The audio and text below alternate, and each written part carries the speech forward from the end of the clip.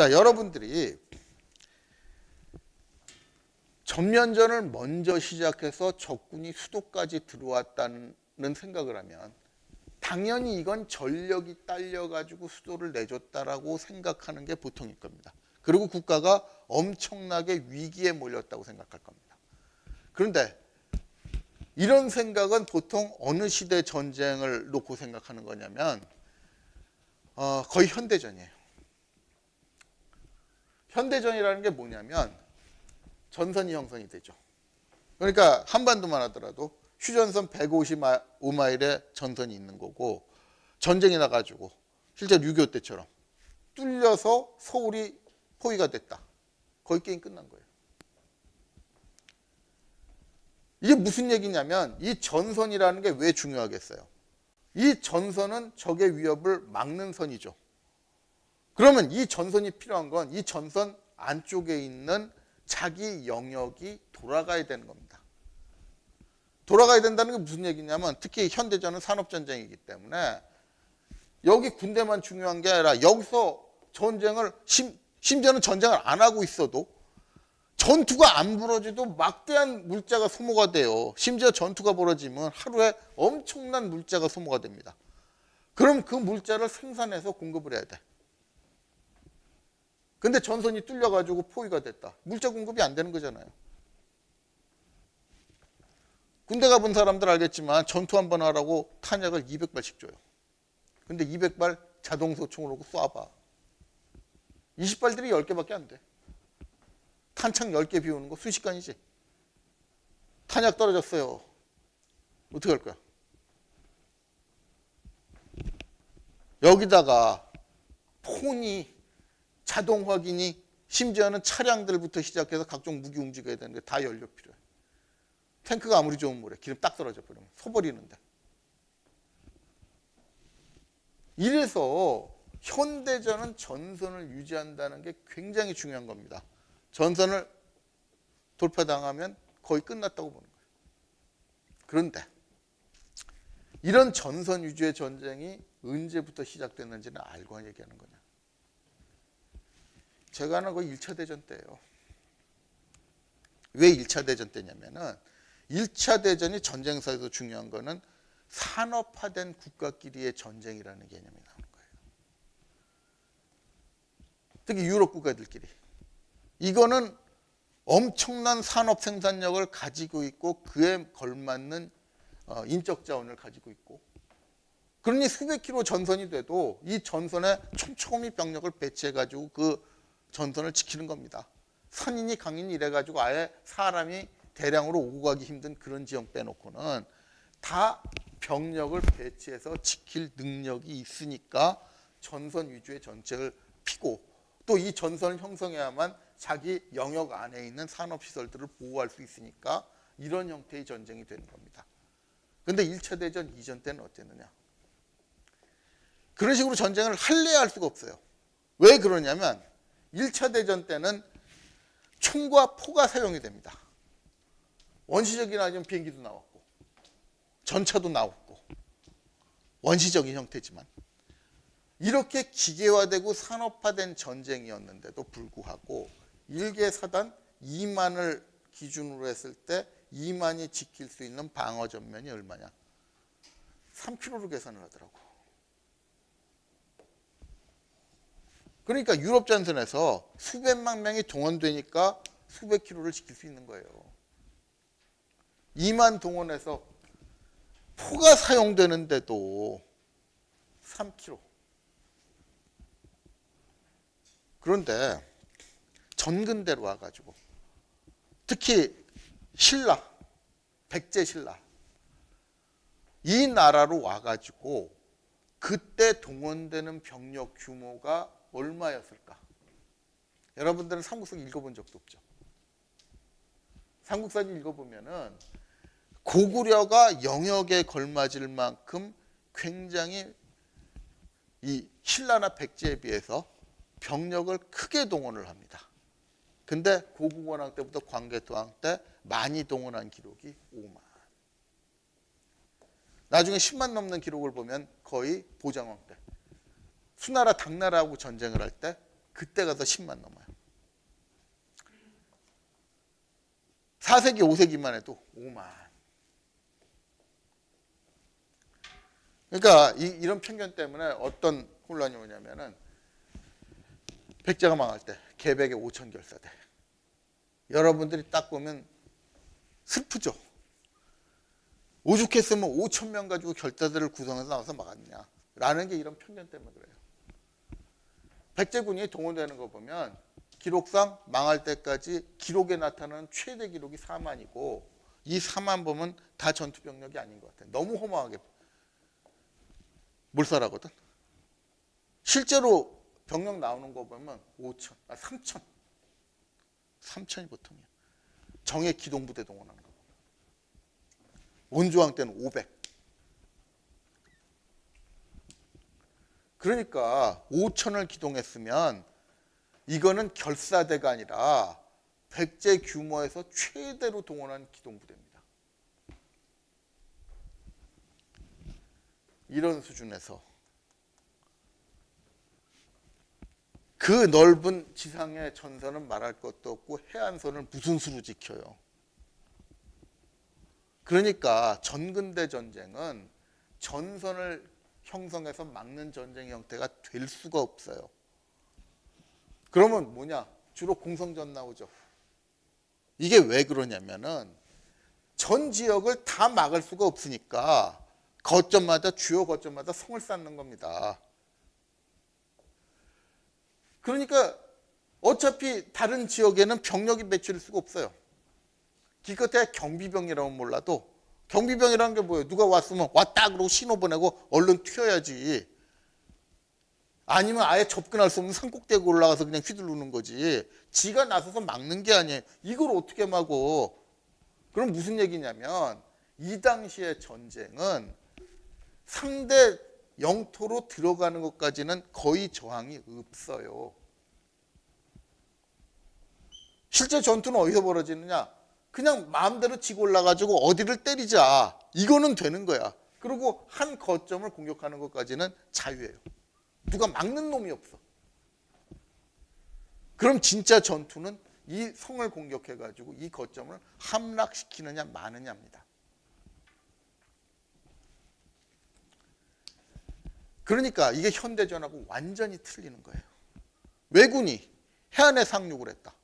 해안에 상륙을 해가지고 수도인 금성까지 가고 명월성 간다. 지 마음대로야. 어떻게 막어? 그러니까 이런 공격이 있었다고 해서 신라 전력이 약한 게 아니라는 얘기입니다. 뭐 바다에서 막어? 이것도 헛소리지. 이게 무슨 요즘처럼 위성 딱 띄워놓고 상대 함대가 어디로 움직이는지 다 보이는 시대인 줄 압니까? 심지어는 2차 대전 때도 그게 없었어요. 그래서 2차 대전 때도 해전 벌어질 때 보면 정찰기 날려가지고 몇 시간 동안 찾았는데 거기 가보면 없어. 그 사이에 비행기 때 보고를 하고 여기 있다고 보고해서 비행기들이 날아가는 그 시간 동안에 딴 데 가버려. 그거 찾느라고 또 몇 분 헤매고. 이런 양상이 미드웨이 해전에서 보여지는데 무슨 배 타고 나가서 어딜 막어. 배 타고 나가서 막는 방법은 간다는 거예요. 나중에 얘기하겠지만 이거 들어올 때는 이 당시 연안항해 기법은 대륙으로 갈 때도 마찬가지입니다.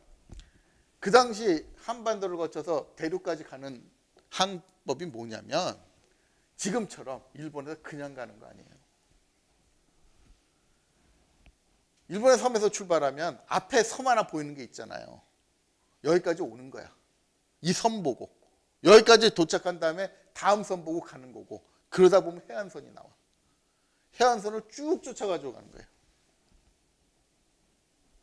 그런데 이런 항해가 그 당시 일본은 얼마나 부담이었냐면 당나라가 들어섰을 시점에서도 이 견당사라는 게 중국의 문물을 받아들여가지고 일본의 문물을 크게 발전시키는 거니까 굉장히 중요한 미션이거든. 일본에서 여기 갔다 오면은 출세길 보장되는 거예요. 근데 일본 조정에서 너 견당사로 임명했어 하고 임명장 딱 내려오면 그 집안은 초상집이 돼. 왜 출세길이 보장이 되는데도 초상집이 되느냐? 일본 배가 얼마나 형편없었는지 근대 일본 아닙니다. 이때 일본 배로 타고 가면은 반은 빠져 죽어. 반은 못 돌아와요. 여러분들 같은 경우엔 출세는 100% 보장되는데 갔다 오는 확률은 동전 던지기 확률로 못 와. 가고 싶어요? 내가 미쳤다고 목숨 걸고 어차피 거기 갈 정도면 집안에 기반이 있는 사람들인데 동전 던지기 확률에 목숨 걸고 가? 그러니까 나중에 여기 옌린이라는 중이 왔다 갔다 하면서 중국에서 이제 불교 배워와가지고 이 포교를 하면서 출세를 했는데 이 사람이 굉장히 고마운 게 장보고예요. 왜 장보고한테 고마워했느냐? 장보고가 뭐는 신라배 타고 왔다 갔다 하면 생존 확률이 월등히 높아지거든. 이게 일본 수준이야. 그래서 중국하고 직접 교류를 못하는 거예요. 아까 얘기할 때 제가 잠깐 빼놨는데 왜 일본이 중국하고 직교류를 못했느냐라는 게 이런 데서 나옵니다. 해양능력이 워낙 형편없어가지고 여러분들도 일본의 지금 현대 해상왕국 일본을 생각하고서 일본이 전통적으로 우위일 거라고 생각하지만 천만의 말씀입니다. 실제로 임진왜란 때도 왜 이순신이 압승을 거두고 다녔느냐. 전함의 성능이 비교가 안 돼. 심지어는 전함의 성능이 비교가 안 되는 게 아니라 여기는 전함 개념이 있는데 쟤네들은 전함 개념도 없어요. 임진왜란 때까지도 걔네 배는 전함이 아니야. 싸우는 배가 아니에요. 그냥 상선에다가 무기 단 거지. 좀 극단적으로 얘기를 하면. 기술적으로 현저하게 떨어져. 임진왜란 때까지 그랬던 애들이 무슨 놈이야. 그러니까 바다에서 막으려면 얘네들이 지나올 수밖에 없는 섬에 미리 가서 대기를 해야 되는데 여기서 섬 그늘에 기다리고 있다가 덮쳐야 되는데 언제 올지 알고. 임진왜란 때 이순신한테 언제 온다고 가르쳐줘도 안 나갔는데. 신라 때 누가 가르쳐준다고. 이러기 때문에 여러분들이 생각하는 것처럼 침공을 당해서 수도까지 적병이 몰려왔다. 이건 아무것도 아니에요. 원래 오는 거야. 그럼 여기서 중요한 건 뭐냐면 이 시기에 승부처는 성을 공격했을 때 함락이 되느냐 마느냐입니다. 그런데 함락된 적이 거의 안 보여요. 내가 알기로는 이게 함락된 게 한 100년 동안인가 딱 한 번 나오는데 그 딱 한 번 나오는 것도 신라군이 한 보름 후인가 가가지고 회복을 해요. 함락시키지도 못하고 함락을 시킨 다음에도 오래 못 버텼다는 얘기입니다. 함락을 시키는 도 100년 만에 딱 한 번. 그건 함락을 당한 놈이 뭔가 잘못한 거야. 전력에 따라서 항복을 함락이 됐다기보다도. 그리고 여기서 또 한 가지 재미있는 얘기가 나옵니다. 내무랑 때를 비롯해서 이 몇 번 식성원 때도 이런 얘기가 나오는데 왜군이 쳐들어오면 성에 들어가서 농성을 하잖아요. 그럼 신라 쪽에서 이 사태를 어떻게 해결할 것이냐라고 수기를 해보면 저 밑에 병사들이나 이런 사람들은 나가서 싸우재요. 쫓아버리자 빨리. 그런데 주로 고위직 쪽에서는 말립니다. 뭐하러 싸우냐. 이게 무슨 얘기냐면 밑에서 싸우자고 하는 거는 싸워서 질전력이 아니라는 얘기예요. 그러니까 나와서 빨리 싸워서 이기고 쫓아버리자 라는 건데 고위직들은 왜 말리냐. 싸울 필요가 없다는 거예요. 왜 싸울 필요가 없느냐. 가만히 있으면 얘네들 어차피 오래 못 있는다 이거예요. 금방 철수해야 돼. 그리고 실제로 철수를 합니다. 이게 무슨 얘기냐면 일본이라는 나라의 실체를 자꾸 과대 포장을 해가지고 그러는 건데 얘네들이 와가지고 오래 못 있어요. 왜 오래 못 있느냐. 이것도 여러분들이 이 하천을 건너가는 거하고 바다를 건너가는 거하고 아무리 좁은 바다라도 바다는 바다입니다. 재미있는 예가 이 대륙국가인 독일이 2차 대전 초기에 휩쓸었잖아요. 프랑스까지 일주일에 싹 점령을 해버렸어. 한 3주 걸렸나? 그런데 그 독일이 영국 해협을 건너가지고 영국에 상륙하는 요 작전에서 엄청난 부담을 느껴가지고 나중에 포기를 해요. 물론 그건 히틀러가 열심히 하지도 않았지만 작전을 하려고 계획을 세워보면 해양 국가가 아닌 독일이 영국 해군의 저항을 무릅쓰고 그 좁은 해협 건너가는 것도 엄청난 모험이라는 거예요. 대개 건너가지도 못한다고 계산이 나와. 유일하게 건너가려면 완전히 제공권을 장악해가지고 영국 해군은 위에서 항공기들이 다 제압을 해야 그래야 간신히 건너갈 수 있다 해가지고 공중전 벌였는데 작전을 이리저리 바꾸다가 실패를 해가지고 결국 안 했잖아요. 이 도하작전이라는 게 2차 대전 정도만 돼도 지금 현재도 마찬가지예요. 해협 하나 건너오는 거 아무것도 아닌 게 아닙니다. 이거는 엄청난 준비와 그에 걸맞는 장비가 필요해요. 그런데 그 당시 왜군이 아까 설명을 했듯이 임진왜란 때도 전환 개념이 없는 애들이야. 배 톡톡 동원해가지고 사람 실어다가 내려놓기만 하니까 거기까지는 될지 몰라요.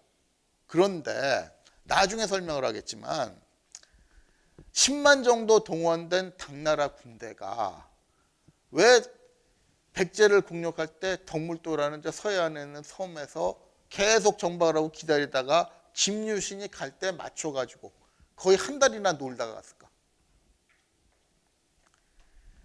여러분들은 배를 통한 보급이라는 거.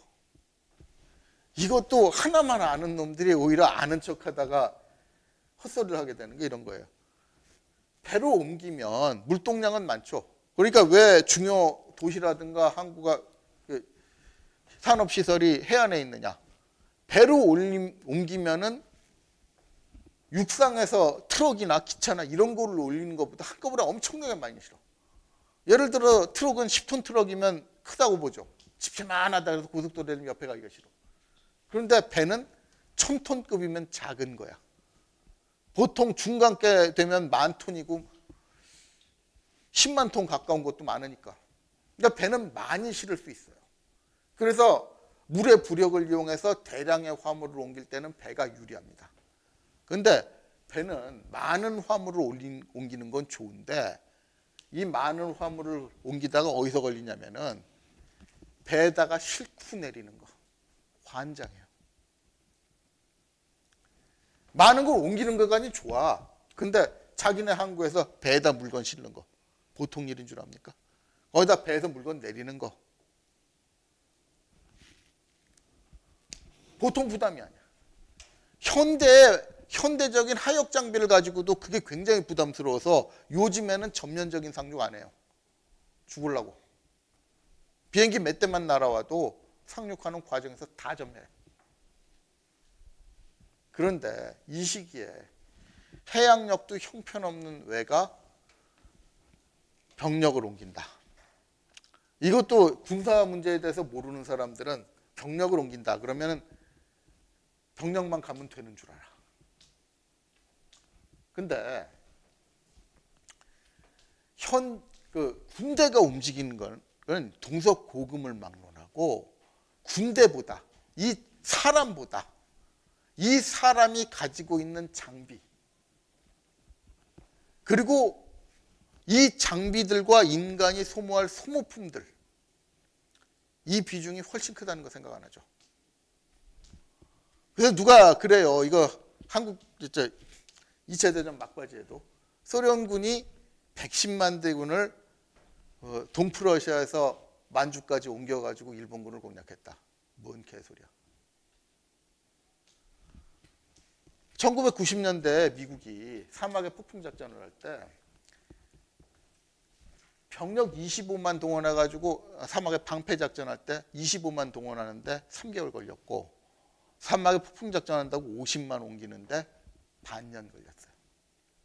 현대적인 미국이라는 세계 최대 물동량을 가진 나라가 지네 군대 50만 옮기는데 반년이 걸렸어. 2차 대전 때하고는 비교도 안 되는 물동력을 가지고. 왜 그러냐면 병력이 가면 사람만 가는 거 아닙니다. 지들 여행 가는 거 생각하고 평양에서 기차 타니까 2주일 만에 모스크바 가던데요. 지 몸만 배낭 하나 딱 싣고 가면서 기차에서 먹을 거 사 먹으면 그렇게 되지. 근데 대규모 병력이 옮기는데 중간에 매점에서 뭐 그 병력 먹을 거 다 대준대요. 그럼 뭐가 문제냐면 이 병력이 가면서 이 병력들이 가지고 있는 무기와 장비 이거 실어야 되는데 이게 무게로 보면 몇 배가 됩니다. 여기다가 소모품 어떡할 거야? 이게 여러분들이 하루에 쌀 1kg이면 많이 먹는다고 생각하죠. 근데 10만 명한테 줘봐. 10만 명이 왔을 때 1인당 1kg이면 가볍게 몇 톤이 나오나? 이걸 날라봐요. 당나라 구대도 그 때문에 고전한 거예요. 병력을 실어 놓을 수는 있어. 근데 실어 놓은 다음에 걔네들이 필요한 식량을 비롯한 각종 보급품. 아무리 전근대라도 화살은 쏴버리면 거의 잃어버린 거라고 봐야 돼요. 화살을 비롯한 소모품 어떻게 대줄 거야? 그러니까 들어와가지고 보면 보통 외가 신라를 공격할 때 보름을 못 견딥니다. 보름 있으면 다 풀고 물러가야 돼. 그 다음에 곧바로 오지도 못해요. 또 침공을 하는데 그만큼의 준비를 하려면 보통 1년 정도는 걸리더라고. 그러니까 신라 쪽에서 그렇게 신경을 안 써요. 그러니까 신라 쪽의 태도를 뭐라고 보이냐면은 귀찮아. 귀찮고 피해는 있어. 그런데 그렇다고 해서 얘네들한테 이권 다 뺏기고 양보할 생각은 없어요. 그게 어디서 보이느냐면은 외가 신라를 공격한 게 이 뭔가 전면전으로 정복하자는 게 아니라 압력이라는 게 보이는 게 전쟁 이후 협상이 되게 따라와요. 한번 크게 싸우고 난 다음에 그만 싸우지 하는 게 나와요. 그런 양태가 계속 반복이 되거든. 그럼 이건 뭐냐면은 공략을 해서 정복하겠다는 게 아니라 압박 수단으로 공격을 했다는 얘기고 그 압력을 한번 넣은 다음에 니네도 피해보니까 물건값 좀 내려주고 적당히 좀 하지라는 거. 이게 보인다는 겁니다. 근데 이 협상 시도가 어떻게 깨지느냐면은 되게 허무한 이유로 깨져요. 첫 번째 시도라는 게 아까 그 외쪽 왕실에 신라 피가 먼저 섞였다 그랬죠. 외쪽에서 먼저 요구를 합니다. 신라 쪽에다가. 우리 왕실 간에 혼인을 하자. 저쪽에서 왕자가 나서겠다는 거예요. 그럼 신라 쪽에다가 당연히 왕실 혼이니까 공주 보내라는 얘기지. 근데 신라 쪽에서 누굴 보내냐면 귀찮다고 다 아마 공주들이 안 가겠다 그랬을 거예요. 내가 미쳤다고 저 깡촌으로 시집 가냐고. 아각거리니까 이찬 뭐 비조배인가? 그 누이 동생 보고 가래. 나중에 외쪽에서 보니까 공주가 아니게 들통이 나버렸나 봐. 그러니까 하는 소리가 혼인 다시 하자. 신라 쪽에서 하는 말이 너는 장가를 몇 번씩이나 가냐. 이래가지고 깨져가지고 다시 전쟁 나고. 속으로 때도 설명했죠. 일껏 협상 다 해놓고 술 먹다가 니네 왕 갖다가 염전의 노래 삼고 니네 왕비 밥 짓는 노예를 삼겠다고 해가지고 깨지고. 이게 무슨 얘기냐면 신라 사람들이 외인을 어떻게 보느냐. 굉장히 깔보는 거예요. 별 거지깡깽이 같은 놈들이 귀찮게 구니까 싸우는 게 싫어가지고 마지못해 상대를 해주는데 니들도 인간이냐 이런 식으로. 그러니까 보통 우리나라 사람들이 웃는 소리 들은 게 그런 거예요. 아마 세계에서 일본을 한국 사람처럼 우습게 여기는 나라가 없다고 그래요. 보통 다른 나라 보면 일본이라는 나라가 근대 이후에 많이 알려지기 시작했으니까 그 이후에 일본을 보면 누가 봐도 선진국인처럼 생각이 돼요. 근데 왜 한국 사람을 우습게 하느냐? 괜히 우습게 하는 게 아닙니다. 우리 조상 때부터 우습게 생각을 해왔어. 일제시대에 확 나라 뺏겼을 때 진짜 그 짧은 반세기 정도는 황당했지만 그 이외에 일본에 대해서 우리가 어떻게 생각을 하는데. 그리고 일본에서 지금까지도 감정이 나쁜 이유는 뭐냐면 별 거짓 깡깽이 같은 것들이 벼락부자가 됐더니 더럽게 구네. 그리고 벼락부자답게 아주 인성도 더럽네. 한국 사람들이 가진 인식은 그거예요. 그게 왜 그러냐면은 조상 때부터 우리가 외인이라고 부르는 것 자체가 깔보는 거거든. 외라는 글자가 좋은 글자가 아니야. 근데 이거를 나라 이름으로 상당 기간 사용했다는 것 자체가 수준을 얘기해 주는 겁니다. 우리는 너희들의 역사를 안다 이거야. 니들이 형편없을 때 흑역사를 제일 잘하는 게 한국이에요. 중국, 심지어는 중국도 그 흑역사에 대해서는 별로 관심이 없어가지고 잘 몰라. 근데 가장 가까운 이웃인 우리 조상들만 낱낱이 알고 있었던 겁니다. 조선시대 통신사 갈 때 얼마나 우습게 보고 갔는데. 저쪽에서는 이 통신사는 조선시대니까 저쪽 기록에다는 뭐 조공 바치러 왔다고 헛소리 삑삑 써놨는데 왜 헛소리를 써놓겠어요. 실제로 통신사가 가면 조선시대 잘하는 양반이 설명해 주는데 난리가 난대 일본에서. 그 통신사들한테 몰려들어가지고 글 한 줄 받자고. 그래서 여기서 글 잘하는 사람을 보냈는데 아무리 글을 잘해도 그렇지 줄 서서 몰려서서 글 한 줄 받자고 서 있는데 그거 써주다 보면 글이 제대로 나와. 근데 그거 끄적끄적 써준 거 가지고 집안에 가보로 모시는 일이 흔하다는 거예요. 그런 수준이야. 이 시기라고 달랐겠냐고. 그러니까 신라는 외에 대해서 깔보는 겁니다. 깔보는 거니까 협상을 하다가도 순간순간 본심이 튀어나와가지고 공주 시접 보내는 거 뭐 어렵냐고 생각하는데 공주들이 뭐야? 안 가겠다고 악을 쓰면 어떡할 거예요? 내가 왜 저런 데로 가야 되냐고. 사실 가고 싶겠어? 그러니까 협상이 안 돼. 저쪽이 여기보다 힘있고 잘 살면 왜 안 가?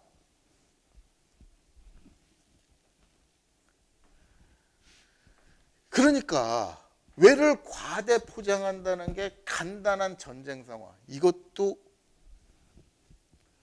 현대전하고 다른 전근대의 상황을 생각하지 않고 현대전의 얘기 그냥 자기 유리한 대로 갖다 대가지고 마치 외가 대단한 세력이어서 신라가 당한 것처럼 이런 식으로 써놨다는 얘기입니다. 근데 그걸 뒤집어 말하면 100년 동안이나 침공을 당하면서도 해결이 안 됐다는 얘기는 신라 입장에서 왜 단독의 침공이라는 건 그렇게 위협이 되지도 않았고 귀찮기는 하지만 중간중간에 정 귀찮으면 한번 대화는 해볼 수 있지만 그 대화를 위해서 엄청난 손실을 감수하고 관계를 유지해야 될 정도는 아니었다라는 게 도처에서 드러난다는 겁니다. 그래서 신라인들이 외에 대해서 보이는 태도 이런 거하고 맞춰보면은 그 당시 외의 압력이라는 게 그렇게 대단하지 않은 거였다는 것. 그래서 포상팔국의 난을 계기로 시작됐던 신라 외간의 본격적인 거의 전면전이라고 할 수 있는 전쟁. 이게 오래 가는 겁니다. 혹자는 또 좀 아는 척하고 미리 얘기를 할까 봐 이거까지 설명해 주는데 그리고 신라가 힘에 자신 있었으면 아니 원점 타격하면 될 거 아니냐. 외로 쳐들어가가지고 짓밟으면 될 거 아니냐. 이딴 소리를 해요. 근데 이게 하다못해 축구 경기를 해도 홈 경기하고 원정 경기 틀리죠. 그러니까 왜 스포츠를 해도 원정 경기가 틀리느냐면은 홈에서 잘하던 선수들이 갑자기 원정 경기 가가지고 시들시들 못하는 경우가 있어. 예를 들어서 한국 대표팀이 월드컵 때 우즈베키스탄만 가면 왜 헤매느냐. 고도가 1000몇백 미터짜리 운동장에서 하는 거예요. 여기서 뛰면 잘 뛰지. 근데 1000몇 미터 가면 이 고산병이라는 게 산소가 희박해가지고 숨이 안 쉬어져. 숨이 안 쉬어지는데 뛰어봐. 근데 걔네들은 맨날 거기서 뛰거든. 걔네들은 거기가 정상이니까 편한 거야. 근데 거기 못 뛰던 외국인들이 와가지고 뛰면 죽어나. 경기력이 제대로 나와요. 스포츠만 해도 그런데 전쟁은 더합니다. 그 지역에 대해서 현지인들보다 익숙하지가 않아. 더군다나 더 골 때리는 건 뭐냐면 익숙하지 않아도 압도적인 전력으로 밀고 들어가서 쑥밥 만드는 건 쉬운데 이게 전쟁도 전쟁의 양상 나름인 게 미국이 아마 현대에 들어와서 개망신을 당하고 진 첫 번째 전쟁이 월남전이죠. 그럼 월남전에서 베트콩이 미국보다 전력이 만만치 않아가지고 고전을 하다가 실패를 했을까? 그렇게 생각하면 정신없는 거지. 왜 실패를 했냐면 거꾸로예요. 너무 상대가 안 되다 보니까 타켓이 없어. 이게 무슨 얘기냐면 이 생명체도 그러는데 오히려 고등생물, 인간은 고등생물을 사냥할 때가 쉬워요. 머리통만 날리면 죽거든. 아무리 코끼리, 뭐 호랑이 이런 거 와도 머리통만 막 탁 날려버리면 죽는데 근데 제일 골치 아픈 게 뭡니까? 불가사리 이런 거. 잘랐는데 죽인다고 칼질을 딱 해서 반쪽을 냈는데 각자 사네. 꿈틀꿈틀하더니 어디 도망가가지고 나중에 보니까 거기서 다 하나씩 살아있어. 이게 하등 동물일수록 우리가 하등이라고 얘기를 하는데 여기서 진화론 얘기할 수 있으면 하등이라는 말 자체가 어폐가 있다는 거예요. 우리보다 덜 진화했다고 벌레 우습게 알고 저 어류 우습게 알고 이러는데 바퀴벌레 우습게 하는데 얘네들은 우리보다 하등한 게 아니라 지들 나름대로 진화를 한 거예요. 그러니까 생명력으로 보면 인간보다 훨씬 질겨. 나라도 마찬가지입니다. 우리가 후진국이라 그러면 우질만큼의 개발을 못하고 있는 건데 그것도 그 체대가 유지가 되어 있는 건 유지가 될 만한 이유가 있는 거예요. 질겨. 그러니까 독일을 상대할 때는 간단합니다. 베를린 점령하면 끝나. 발달된 현대국가는 수도에서 수장이 모든 지시를 내리는 중앙집권적인 통제체제가 갖춰져 있거든. 그러니까 머리만 딱 점령을 해버리면 끝나요. 근데 베트남은 어디가 머리야? 수뇌부는 분명히 있는데 시설 잘 갖춘 데서 지휘를 하는 게 아니에요. 여기저기 도망다니면서 내가 있는 곳이 수도다. 어떡할 거야? 그리고 어디에 의존하고 있는 시설이 있으면 예를 들어서 공업시설이 있으면 거기나 빡 파괴해버리면 이제 무기 안 나오고 화약 안 나오고 그러는데 무기 없으면 죽창 들지 뭐. 아니면 외국에서 좀 들여오지. 불쌍하니까 중국이나 소련에서 정글을 통해서 무기 조금씩 주고. 이거 가지고 소총 가지고 싸우는데. 나중엔 미군이 목표를 찾지 못해가지고 에라 저것들 싹 굶기면 손 들고 나오지 않을까 해가지고 POCP 폭격기 동원해가지고 농토에다가 폭탄을 다 뽑아버렸어. 그럼 뭐래? 일주일 있으니까 그냥 손술해가지고 뭐 진흙 튄 거 손술해가지고 다시 실어 와가지고 쫙 뿌려버리니까 일주일 만에 회복돼가지고 그러려면 비싼 폭격기에다가 폭탄 동원해가지고 왜 뿌려? 하다 안 돼가지고 들어버린 거예요. 이게 무슨 얘기냐면 미발달된 지역을 가면은 한 방에 타격을 줄 수 있는 타켓을 찾기가 쉽지 않아요. 없어. 나중엔 우리가 이용을 하는데 고구려가 중원제국 나중에는 이제 뭐 임진왜란 때 일본 침공을 받았을 때도 어떻게 버티느냐면은 수도 점령해라 이거야. 난 도망갈게. 이거 선조 욕을 하는데 큰 선조를 욕할 게 아니라 전통적으로 썼던 방법이에요. 동천왕이 도망가고 누가 광구감이 쳐들어왔을 때 동천왕이 도망가가지고 아무도 욕을 안 해. 모영왕이 쳐들어왔을 때 고구려왕 도망간 것도 아무도 욕 안 하고. 황당하거든. 수도를 점령했는데 왕이 없어. 도망갔어. 쫓아와 보래. 쫓아다니다 보면 지들이 더 피곤해요. 베트남도 그런 식으로 가는 겁니다. 와봐라 이거야. 나 잡아봐라 그러고. 나중에 호지명이 잡혀서 죽인다고 하더라도 그럼 딴 놈이 하면 되지 뭐. 이런 식으로 가버리니까 미발달된 지역 같은 경우에 오히려 원정을 가가지고 하기 힘들어요. 대표적인 게 세종 때 대마도 정벌 가가지고 전력이 부족해서 실패했겠어. 정벌을 하면 뭐해. 어디를 어떻게 정벌할지도 모르겠고 가가지고 학살을 하고 올 수 있는데 학살하고 오면 걔네들도 가만히 있어. 싹 전멸을 시켜버리지 않는 바에 거기 살아남은 놈들이 또 우수수 모여가지고 다음에 또 보복하고 그럼 피가 피를 부르는 싸움 계속되는데 A 남는 거 없다.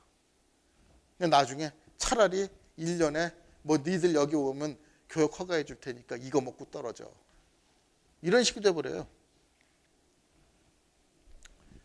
그렇기 때문에 왜 단독으로는 신라의 압박이 못된 것 같다는 얘기입니다. 그런데 이게 언제 이 상황이 100년 동안 지속되다가 언제 확 뒤집히느냐. 그게 바로 4세기 중반이에요. 여기서부터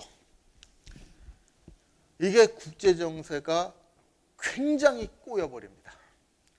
이 국제정세가 아마 세계 역사상 가장 복잡한 국제정세가 될 겁니다. 근데 지금도 신라가야 외만 얽힌 것만 봐도 이 배경에 있는 이권이라든가 이런 거 계산을 하면 복잡하죠. 그런데 재밌는 것만 왜 4세기 중엽을 보느냐. 백제라는 나라가 원래 고구려에서 갈려 나왔으니까 북방 세력으로 분류를 했잖아요. 근데 원래 북방 세력이었던 백제가 남방 쪽으로 본격적으로 시선을 돌려서 영향력을 행사하는 게 바로 4세기 중반 근초고왕 때라는 겁니다. 이 시기가 되면 고구려와 백제의 대립도 굉장히 극을 향해서 달려나가는데 이런 와중에 백제가 남방에다 영향력을 행사하면서 신라가 주도권을 잡고 있던 이 구도까지 완전히 깨지면서 큰 변화가 일어나는 게 바로 4세기 중엽이라는 겁니다.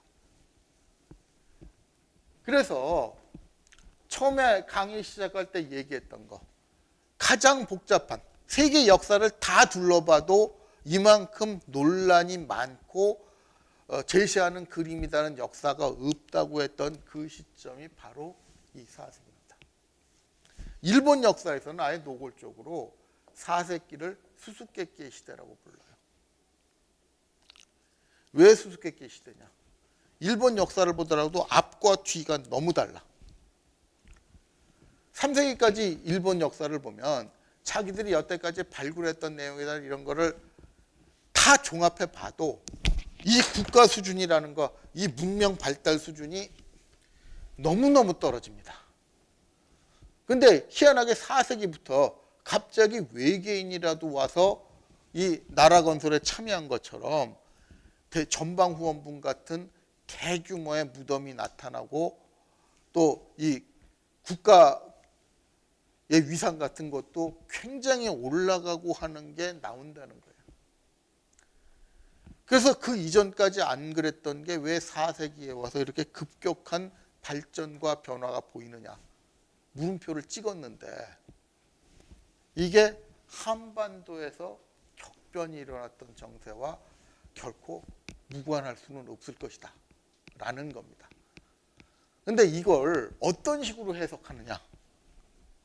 이게 한국 고대사, 일본 고대사, 뭐 한일 고대사, 동아시아 고대사라고 그러는데 어떤 역사 측면에서 봐도 이 시기의 해석을 어떻게 하느냐가 이 앞뒤 시기의 해석까지 다 다르게 만드는 그런 역할을 합니다. 그러면 이 시기를 일본에서는 어떻게 해석을 해왔고 한국 쪽에서는 어떻게 해석을 해왔고 이런 얘기를 해야 되는데 이걸 설명하는 핵심 키워드 중에 하나가 소위 말하는 임나일본부예요. 일본 서기에 보면은 일본부라는 게 왜가 한반도의 정세에 개입하는데 굉장히 중요한 역할을 하는 존재로 나오는데 이게 누가 어떤 배경하에서 어떤 역할을 하라고 설치했던 기관이냐. 뭐 기관이든 개인이든 뭐로 보든 이 존재를 뭘로 해석하느냐에 따라서 아까 말했던 동아시아 고대사 전체의 해석이 완벽하게 달라집니다. 이제 그 얘기로 들어가야 되는데 그 얘기로 들어가려면 얘기가 굉장히 복잡해지고요. 이게 아마 4기가밖에는 녹화가 안 된다고 그러는데 지금 와가지고 좀 한계에 왔을 거예요. 지난 시간에 그래서 이거 무시하고 워낙 그동안에 뭐 방송사고도 나오고 그래가지고 강의를 좀 조금밖에 못해서 몰아서 하느라고 파일 2개를 올렸는데 매번 그렇게 하면 좀 무리가 따를 것 같아서 또 진도도 이 부분부터는 전혀 다르게 설명을 해야 되니까 이쯤에서 일단 중단을 하려고 합니다. 자, 서둘러 가지고 나가면서 이것저것 생략된 부분이 많으니까 오늘까지 강의한 부분에서 앞에 것도 마찬가지입니다. 여러분들이 질문할 게 있으면 질문해 주시기 바랍니다. 대면 강의는 이런 질문을 하라고 원래 하는 건데 그럼 안 하시면 시간을 벌어주기 위해서 혹시 지금 한 60% 6분응선쯤 돌았을 거예요. 수업이. 지금 남은 게 오늘이 10주차니까 5주차밖에 안 남았거든요. 이 중에서 적어도 한두 팀은 발표를 했으면 좋겠는데 발표 준비하는 팀 있습니까? 예. 한 팀이라도 준비만 하면 됩니다. 왜 발표 수업을 하는지 여러분들이 그것만 절감을 하면 되니까 준비해 주신 팀 있으면 가급적이면 좀 빨리 해가지고 무리 없이 소화를 할 수 있게 해주시고요. 전에 설명했듯이 벌써 5시간밖에 안 남았잖아요. 지금도 신청을 안 하는 거 보니까 한두 주 더 필요한 모양인데 3주쯤 남았을 땐 벌써 급해집니다. 준비하는 사람이 있으면 좀 서두르시고 나중에 시간에 쫓겨가지고 준비 일껏 해놓고 발표를 못하는 비극은 피해 주셨으면 합니다. 자, 시간을 벌어드렸는데 또 질문사항 있습니까? 그 사이에 질문 생각나면 질문해 주시면 됩니다. 질문이 없나요? 그럼 어쩔 수 없이 수업 여기서 끝내도 되겠죠? 자, 그럼 수업을 끝내도록 하겠습니다.